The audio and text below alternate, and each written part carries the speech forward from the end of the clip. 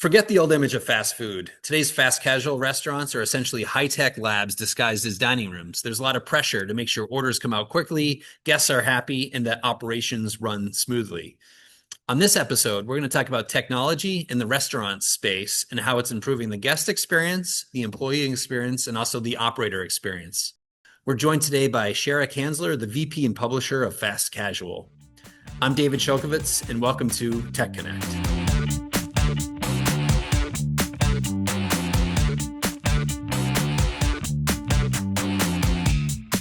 Cherryh, thanks so much for joining us today in TechConnect. It's a pleasure having you on the show. Happy to be here. Thanks, David. Of course, we're happy to have you here. I know you're an expert in the restaurant space, in the fast casual space, so excited to hear some of your insights. I want to kick it off with kind of a question just about technology. What are you seeing in terms of technology transformation going on in the restaurant industry and specifically in the fast casual space? So that's a good question. I don't know if this is exactly new, but it's probably been going on since a little bit before COVID, but it's basically the combination of integrating digital and the physical experience. So it's basically customers want the convenience, they want quick, easy, they want to order wherever they want, whenever they want, whether it's at the kiosk, on their phone, in person. So it's just basically restaurants are having to be able to give all those channels. And that can be challenging because of the labor challenge. So we're seeing a lot of restaurants trying to figure out AI and using technology automation to sort of maintain that efficiency and the margins without sacrificing the quality and the hospitality. Yeah, it feels like when I think about the restaurant space in the last 5, 10 years, it just seems like it's been so transformed by a number of different technologies. I was trying to think back to like 2017, 2018, and like did I place orders on my phone and pick it up, or did we have all these loyalty Yeah, programs? It's almost no, hard to no, think you about. probably didn't unless it was like a pizza restaurant Yeah. situation. I mean, most of them did not do a lot of delivery. There was hardly any ordering through the phone. There was no curbside, basically. So COVID has really changed all that, and people are still loving the easy way. So restaurants are having to stay up with that. So whether brands are using smart POS systems integrated with the mobile apps and the loyalty programs to offer the personalized journey, they're using personalized offers, so they're using the customer data to tailor the promotions and recommendations. So let's say Taco Bell knows that I ordered the grilled cheese burrito, they're going to send me an offer for maybe something like that or something similar, as opposed to if I'm only ordering like vegetarian things, they're going to send me offers that are vegetarian. So it's a lot more complicated these days, and customers want more personalization and customization. Yeah. Yeah. And it's like almost every area you think of the restaurant, I think of like AI and kind of robotics and data analysis and real-time information, like all of those things in a business like the food service industry, where you do have like real-time insights into what people are ordering, how long things are taking. There's so much there to like just to be able to leverage in the right ways. Now, it's probably tricky for restaurants to understand how they approach it. So when you're talking to brands out there, what are their strategies to kind of adopt technology from a strategic perspective? How are they go about understanding where to start and kind of how to deploy it? So they're confused right now. That's the short answer. They have all of these technology companies coming at them, promising them, that for $100 a month per store, they're going to be able to conquer the world. And they're struggling to try to figure out what is what. So my best advice to tech people out there is to really show them and focus on the ROI in time and money. So if your technology can demonstrate a reliable, reduced labor cost, minimize food waste, increase your average check, or cut down on inaccuracies, that's where restaurant operators really are trying to find help. And like I said, they've got people calling them, emailing them constantly. They're all very confused, and they don't really know what is going to actually work and what is just going to be flashy and fun. So they're trying to figure that out. Yeah. Could we dive into some examples of like specific technologies that you're seeing being adopted by restaurants and some of the highlights? Absolutely. So Kiosks are amazing. I think when I first started in this industry like 15 years ago, our company also, we own fastcasual.com, but we own kioskmarketplace.com, which is a kiosk technology magazine. And when I joined, I had no idea what a kiosk was. I just thought it was a mall kiosk. But these are the kiosks where you're checking in at the airport and, making restaurant orders. And that was 15 years ago. And we have seen it was kind of getting adopted, and then it slowed down. And then now again, the kiosks are your friend. I have Hmm. teenagers. They like me to take them to McDonald's. I sit in the car, they go into McDonald's and use the kiosk to order, or Taco Bell, because they want to personalize and customize. They don't want to have to talk to a human. They want to take their time. So, I mean, those are just being adopted. Even the smaller chains are adopting those right now. We're seeing a lot of that. Yeah, yeah. That's funny. And then I wonder, as like I guess I'm being a little bit older, like are they missing some interaction and some service level, by just using a kiosk? But They don't care. yeah, they don't care, right? Yeah, Yeah. they don't want the interaction. I mean, just ordering on the phone is annoying to them. My kid would rather starve than pick up the phone and order a pizza. I'm like, Lincoln, orders a pizza. He's like, can't I use the app? If you want to, but it's the app, it's the kiosks. But at the same time, restaurants have to be everything to everybody, because you still have the older generations, boomers, Gen X, they want that hospitality. So people always say you can't be everything to anybody, but in this generation, we have to be everything. You have to offer every single ordering channel possible. If they want to text an order to you, I'm seeing that coming up now. If they want to do it on a kiosk, if they want to call you, if they want to do it in person. There was a funny TikTok the other day of a kid ordering on his phone. He was sitting in the restaurant and he ordered Grubhub on his phone, and the Grubhub delivery driver came to the restaurant and handed it to him. And he said it's just faster and easier. Oh my gosh, right. Yeah. Yeah, that's crazy. In the back of the kitchen, so kind of in the kitchen operations perspective, are you seeing any technologies? Like we've heard some things about automation of robots, like making food and cutting Yeah. tomatoes and others. Are you seeing any like sort of real world applications of automation and kind of AI in some of the back Sure. I mean, kitchen areas? we've got the real world with, the chip making robots at Chipotle, and the flip, at the burger places. But obviously people aren't doing that yet unless they're Chipotle or White Castle with major budgets. But we are seeing automation when it comes to inventory, giving general managers the tool to know when they're low, and kind of predictive, like, oh, it's a holiday coming up, so you might need to order more. So things like that are becoming widely accepted, I think. Yeah, yeah. I think some of the more the hidden technology, right? The hidden side of it, but makes them more efficient, helps to reduce labor costs and efficiencies, and ultimately that's really important for Absolutely. a fast casual brand. Um, there's a lot of hype too around technology. When you talk to operators in the different restaurant brands, are they able to sort of distinguish between what's hype technology and what they actually need? And how do they go about making those decisions from sort of like a technology stack perspective?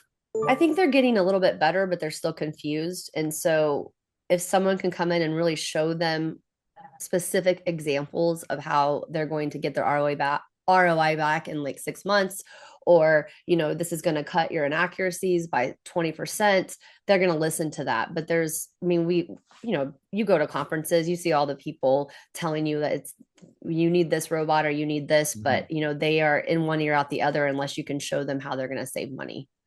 Yeah, yeah. Are they?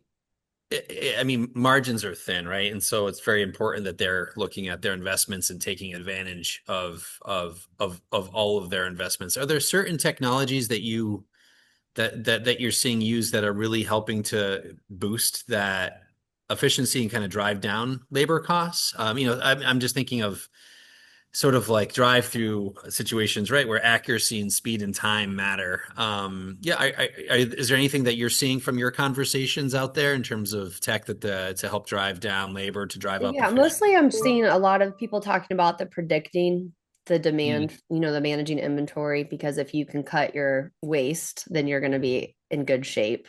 And then yeah. also just optimizing labor. And people always talk about, oh, well, I don't want to give the kiosks the job and take away the jobs from humans, but that's not happening. I mean, it probably is in some brands, but smart restaurant brands understand that you have to have a huge grasp on technology, but also has hospitality. So maybe they can cut two cashiers because they have the kiosks, but then they have a brand ambassador standing up there waiting for people to come in and to use the kiosks to help them, to show them how to do it, to say hello to them. They can really concentrate on, making their experience more enjoyable as opposed to trying to upsell them. You want more fries with that. Well, the kiosk is going to ask that. And then they can move on to just making the environment just more pleasant all the way around. Yeah. The fast casual space, they were very resilient. Like think about the pandemic and coming out of that, right? Like they were able to sort of pivot quickly and to adapt to a new consumer behavior, digital experiences. Do you have any sense of kind of what's next for them and kind of where they go? It feels like we've had like this massive leap in a couple years.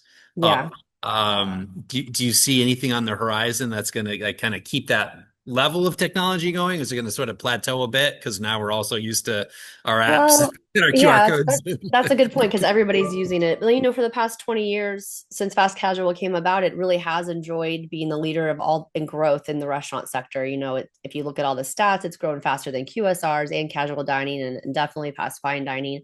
And they were set up pretty well for the pandemic because people were already doing carry out and a little bit of delivery. So they were able to pivot really quickly. And fast casual has always been the brands are usually a little bit smaller, so they have less red tape, so they can pivot and move quicker. And Hmm. they're also known for being innovative. So I think that is still something that they will focus on. And the innovation always, not that I'm biased, but the innovation seems to come first in the fast casual industry and then trickle down to the QSRs and then trickle up to casual dinings. But the lines, as you all know, are blurring. I mean, you go to Taco Bell now or even McDonald's, and you're spending almost the same amount of money as you would at a fast casual brand like Chipotle or Shake Shack. And then the casual dinings are trying to cut their prices and give up those value meals. You got the pick three and the pick whatever because they're trying to gain that market share too. So everybody's kind of fighting to come to the middle. And so I Yeah. think we're going to continue to see that. Okay. How about for the in-store dining experience? You touched on it a little bit earlier, where there is still a level of personalization and service that customers expect. Do you think there'll be changes in how the in-service part of that works as people age, as generations shift, or you think it's kind of all digital at this point? I think we're gonna see a combination. I think we have to make these cozy social spaces. You've seen Starbucks trying to go back to their third place, Hmm. they've closed all of their mobile, or they're closing all of their mobile only shops. And people would say, oh, that's a failure. And they're saying, no, it's not a failure. We need to get back to that third place. People still need to have that place where they can go. But you also still have to have lightning fast digital order pickup for the people who want to get in and out. So it's all about efficiency for delivery and takeout, but also being a welcome environment for people who do want to linger and, have meet their friends for coffee or whatever. Yeah, so there still is there depending on the brand and I guess their audience, right? Who they're Yeah. catering to is and it's a kind of interesting you see being in marketing, right? And looking at branding and sub-branding and your specific personas of who you're going after. You really see that in kind of in the fast casual space and QSR and the other areas of where like they know their audience and you gotta like Starbucks make a change and go back to kind of why your original roots, right? Right. And kind of making sure that there's still a human connection probably in some situations in this industry, right? Yeah, and then we're also we're really focused on loyalty platforms and loyalty offerings.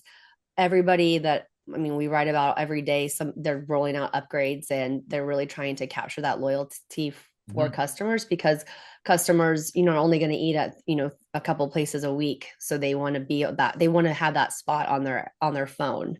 So, we're seeing a lot of upgrades in loyalty platforms. So I think that's interesting. We just had Chipotle's VP of marketing on my podcast, and she was talking about how they were trying to, get that capture that loyal guest again, that it's kind of fallen off, and they're on a mission to win back Gen Z and Gen A coming up next. Yeah, yeah. I mean, that's very interesting. It seems like it's kind of gone through changes. I'm just thinking of myself as I order food and, using apps and third parties, right, to Yeah. go through that. Like, is the loyalty with the app ordering system, or is it with the brand that I'm ordering from, right? It gets a little bit more confusing, or is it a pass through where it's both, a little bit of both? Yeah. And then we talk about that a lot with our operators at conferences and things who are trying to get away from the third parties. Several years ago, it was like third parties at the devil. We got to get them to order on our platform, put a freebie in the bag. So if they order on DoorDash, they'll order directly through you. And I think a lot of restaurant brands are giving up that. They know that they have to be on everything. So Yeah, there are people who are diehard Uber Eats fans who are only going to order through Uber Eats. There are people who are going to only order through DoorDash, and you'd rather be on those apps and get in front of them at least a little bit. And then there are yeah, other people who are, and if you can get them to come to your brand, that's great. My family is a big Taco Bell and Chipotle user, so I have those two apps on my phone, but I don't have a lot of the other apps on my phone. So what are your yeah, apps, David? What do you yeah. got Well, on your? this is funny, but so when sometimes I'll drop the kids off and go to Cafe Nero, Okay. we have Yeah. a lot of Cafe Neros in the Boston area, and which is kind of in that middle, right? It's like they've grown, right? Kind of taken over a little bit from the Starbucks coffee space, but you've got breakfast and other choices and a lot of space, a lot of room to actually sit down. Okay. But I'm actually kind of laughing to myself because I have a punch card, like literally like a physical punch card in my wallet that has like, You still have a punch after card? I still They have a punch haven't card. gotten rid of Of course that they have, yet? well, they have an app, of course. But I just go in there and I just happen to, I always have my wallet. So I keep using that's probably the only place I still use a punch card for that I guess I'll admit on, You're the only tech guy I know that still publicly. has you're like the only tech dude I know that has a Yeah. punch card physical still. I love it. Yeah, yeah, but I mean, I have some of the same apps that you mentioned, and then in Boston, Toast was from Boston, and so just Toast had an early adoption there in terms of Yeah. an ordering app for different options as well. So, but I think it's been interesting to see a shift to kind of keeping it local, right, and making sure that you're still supporting all of the small, more privately independent shops. And I know a lot of like there's been private equity investments in fast casual and coffee shops that are really just not mom and pops. They're funded a different way. And Yeah. it's interesting to kind of distinguish between, is this a chain or is this really truly independent or is this backed? Like, how is the financial model of It's this? yeah, it's definitely blurry again. I mean, since Starbucks is kind of losing some market share, we've had a lot of, Clutch Coffee coming on, Mm, Dunn's Brothers, Ziggy's, so they're a lot smaller. They're still chains, but they're a lot smaller, and some of them are still kind of family owned or whatever. So that's interesting because people do, especially the Gen Zs, want to support local and millennials.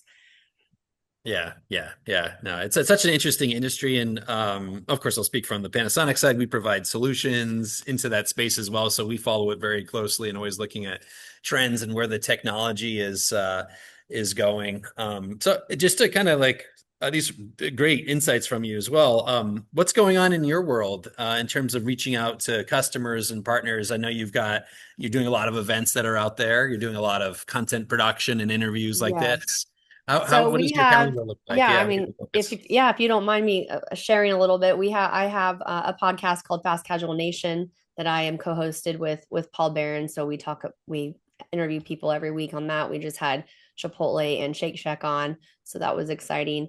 We have the Restaurant Franchising and Innovation Summit coming up in March in San Diego, which basically is we take about 400 restaurant executives to bring them together for educational sessions and marketing.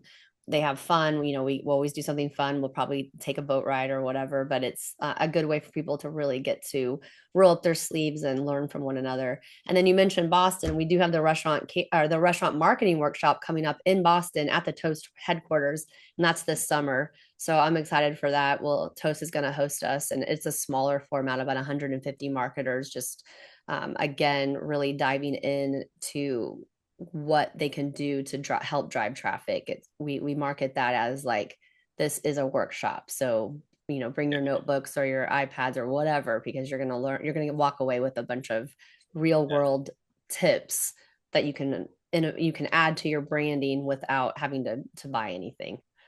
Wow. So a lot going on in your Yes. world. Um, that's fascinating. the space is changing so quickly. I think keeping an eye on all these things is a full-time job. AI automation, the data analytics, all this, the kiosk, the physical, the hardware, the software integrations. It means stores are, sorry, the restaurant experiences are really like tech labs in a lot of ways, right? And the advancements have been amazing over the last couple of years. So it's a lot of work for you to stay on top of. I really appreciate your time today, joining us on the video cast, Cherryh. Thank you so much for joining. I'm happy to be here, and it's just always fun and a little nerve-wracking to be on the other side of the microphone. I usually like to ask the questions, but this was fun. So thanks for making it fun. No worries. A little reversal never hurts. So thanks so much for joining. Really appreciate it. Welcome back anytime. Thanks. If you've enjoyed this episode of TechConnect, please hit subscribe. I'm David Sholkovitz, and thanks for watching.